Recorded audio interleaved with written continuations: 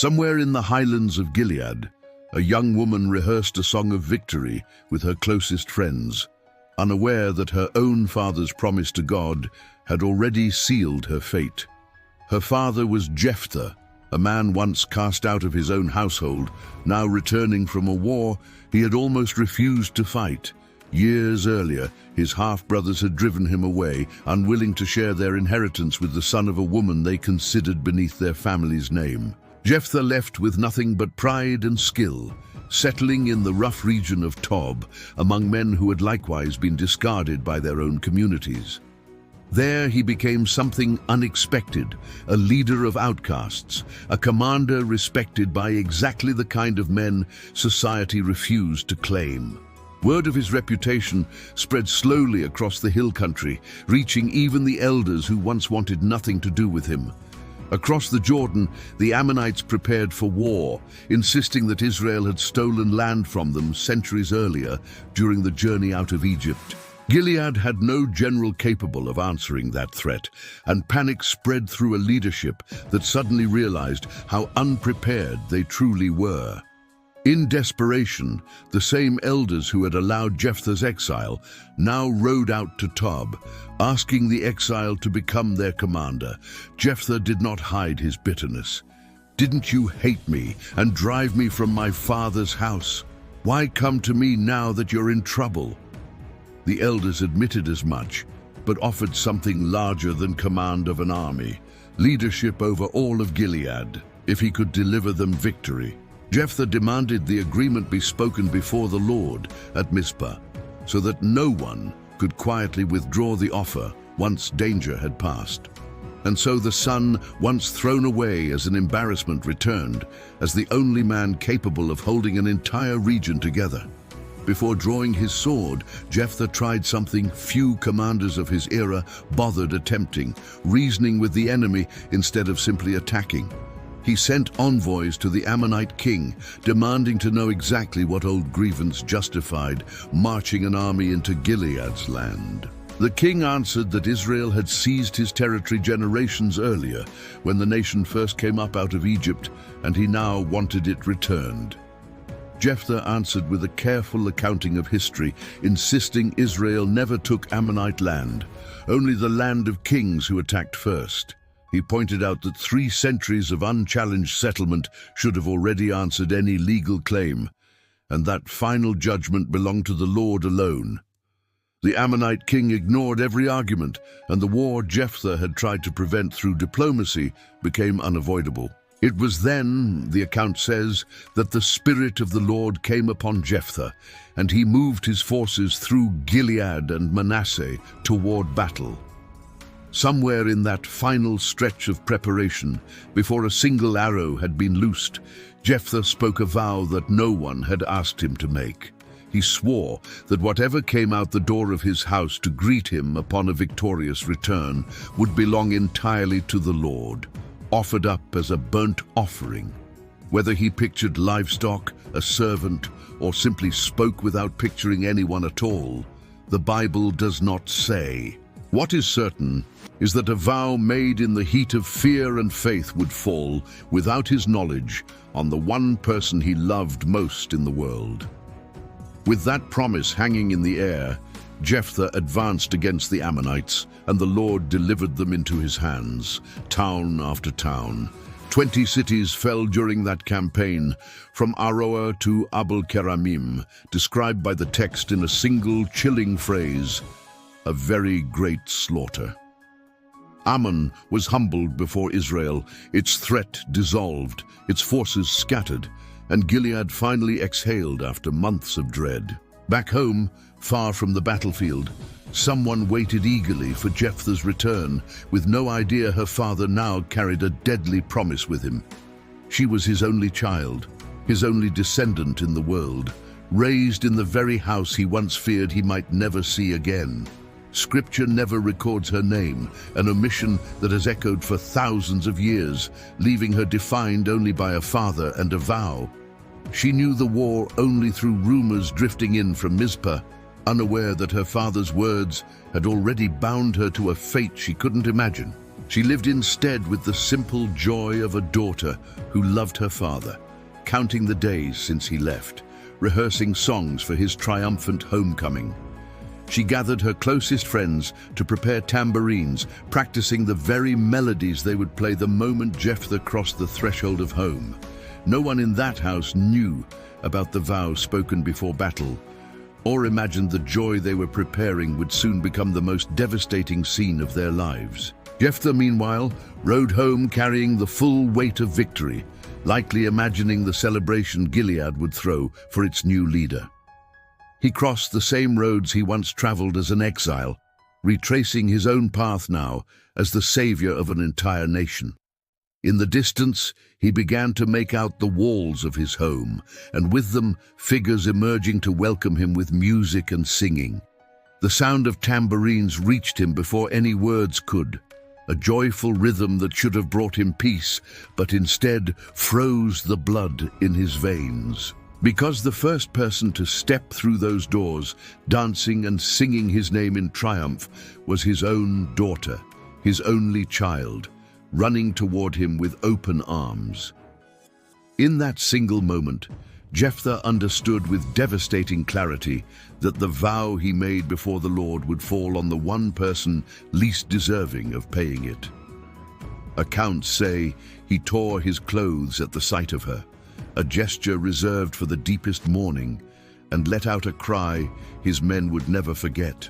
"Oh, my daughter, you have brought me very low, and you are the cause of great trouble to me, for I have made a vow to the Lord and cannot take it back." She stopped mid-step, tambourine still in hand, watching her father's face collapse, not yet understanding what words could cause such devastation.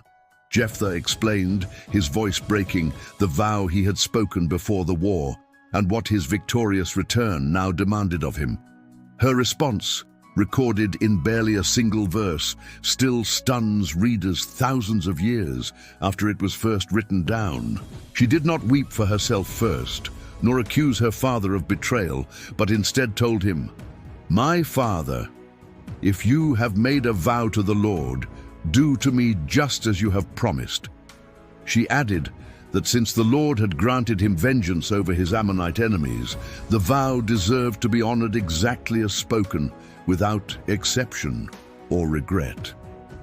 She asked only one thing before the vow was carried out: 2 months to wander the mountains with her companions, mourning everything she would never live to see. She would not mourn death itself so much as everything death would erase: a life without marriage, without children, without a future carrying her name forward. Jephthah, undone with grief, granted her request, letting her leave for the mountains with the very friends who, hours earlier, had prepared tambourines to celebrate his victory. And so, the young woman who had once run out with music and joy now walked away from her own home, wrapped in a very different silence. Her companions followed without asking questions, understanding perhaps better than anyone the invisible weight their friend had carried since that very afternoon. In the mountains of Gilead, far from tents and familiar roads, a group of young women lived through 2 months the Bible compresses into a single sentence. They wept together, not out of defiance toward her father's vow, but over the quiet injustice of a life ending before it had truly begun. She, the center of this mourning, knew there would be no husband for her, no children to carry her name, no descendants to remember who she had been. In that culture, virginity was never just a physical state. It represented an entire future, family, continuity, a recognized place within the people of Israel. Losing that possibility meant disappearing twice, once through death, and again through leaving nothing and no one behind to preserve her memory for later generations. Her friends understood this better than almost anyone else in the story, which is why they chose to stay beside her through every day of that shared mourning. Each night, according to tradition passed down for generations, they lit small fires along the hillsides, singing laments no one ever dared to fully write down. The biblical text keeps a deliberate silence about the details of those 2 months, leaving the true weight of that farewell to each reader's imagination. What we do know is that when the time was complete, she returned to her father's house exactly as she had promised, without attempting to escape her fate. Nothing in the biblical account suggests she considered running, hiding, or asking her companions to help her disappear beyond the reach of her father's vow. She came back with the same dignity she had left with, accepting what her father had promised, perhaps convinced that a word given to the Lord could not be broken without greater consequence. The text then states, with a brevity that has fueled centuries of debate among scholars, "And he did to her according to the vow he had made." For generations, theologians and readers have argued over whether these words describe a literal human sacrifice, or instead a lifelong consecration to the Lord's service. Some point out that Mosaic law explicitly forbade human sacrifice, arguing that Jephthah, a man familiar with that law, could not have knowingly committed such an act. These scholars suggest that doing according to the vow meant dedicating her to a life of service at the sanctuary, remaining unmarried for the rest of her days, set apart from ordinary life. Others, however, point to the text's explicit use of the word for burnt offering, arguing the silence that follows suggests the darkest possible reading. Whichever interpretation is correct, both agree on one devastating fact. That young woman lost entirely the life she had imagined living before her father ever returned from war. Her story ended exactly where it had begun 2 months earlier, at the threshold of the same house she had once run out of with tambourines and songs of victory. What happened immediately after her return, the Bible compresses into a single verse, leaving out any detail of how Jephthah lived the rest of his life after fulfilling his vow. What was recorded instead, remarkably, was the lasting effect her story had on the women of Israel in the years and generations that followed. The text states that a custom was established. Each year, the daughters of Israel would go out for 4 days to lament the daughter of Jephthah the Gileadite. This tradition, mentioned briefly but firmly, suggests her story became a ritual of collective memory, passed from mothers to daughters across many generations. 4 days a year, women who never personally knew her climbed the mountains of Gilead to remember her, even though her name was never written anywhere in the sacred text. This paradox runs through the entire account. A woman without a name of her own became nonetheless one of the most ritually remembered women in the entire book of Judges. Her father, Jephthah, continued leading Gilead for 6 more years according to the text, yet no other scene ever shows him speaking of his daughter again. Jephthah's silence after the sacrifice speaks almost as loudly as the missing name of his daughter, 2 absences woven into the very same tragedy. Some readers imagine a broken man who governed the rest of his days, carrying a weight no military victory could ever lighten. Others see in his silence a form of religious resignation, the belief that a vow spoken before God had to be honored no matter the personal cost. What remains undeniable is that this story raises a question that has troubled readers for thousands of years. Should Jephthah have kept a promise like that at all? The law given to Moses technically allowed a person to redeem a rash vow involving a human life with a payment rather than carrying it out literally to its final consequence. Nothing in the text indicates Jephthah ever considered that alternative, or that anyone around him suggested it before the vow was carried out. This absence of any explored alternative has led many scholars to read the story as a deliberate warning about the dangers of vows spoken without reflection. Elsewhere, the Bible explicitly warns about the seriousness of making hasty promises before God, promises that later prove impossible or terrible to keep. The story of Jephthah's daughter functions then as a living illustration of that warning.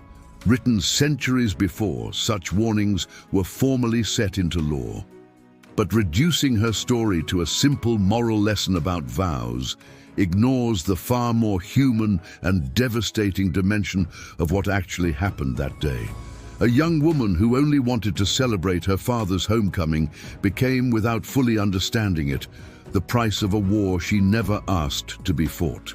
Her acceptance of that fate, far from blind submission, has also been read as an act of extraordinary dignity in the face of a deeply unjust situation. She could have fled, could have begged, could have publicly blamed her father before all of Gilead for a promise that condemned her without consultation. Instead, she chose to face her fate with her head held high, asking only for enough time to mourn what she was losing before returning to fulfill what had been promised. That choice, more than any battle her father ever won, may be the true act of courage this story was written to preserve across the centuries. Today, thousands of years later, we still do not know her name. Yet we know her story in more detail than many other biblical women ever received. That contrast between the anonymity of her name and the permanence of her story may be the most powerful message hidden within this account. The mountains of Gilead, where she wept for 2 months alongside her companions, still stand today, silent, indifferent to the historical weight they once carried. No one can point with certainty to the exact place where she and her friends lit those morning fires more than 3,000 years ago. And yet, every time this story is read, every time someone speaks the words, Jephthah's daughter, that ritual of memory happens once again. Perhaps that was, after all, the true divine answer to a reckless vow, turning forgetting into a memory impossible to fully erase. The Bible never gave her a name, but it gave her something very few biblical women ever received, an annual tradition dedicated entirely to her memory. And so, without a name but never forgotten, Jephthah's daughter still waits, generation after generation, for someone willing to tell her story again.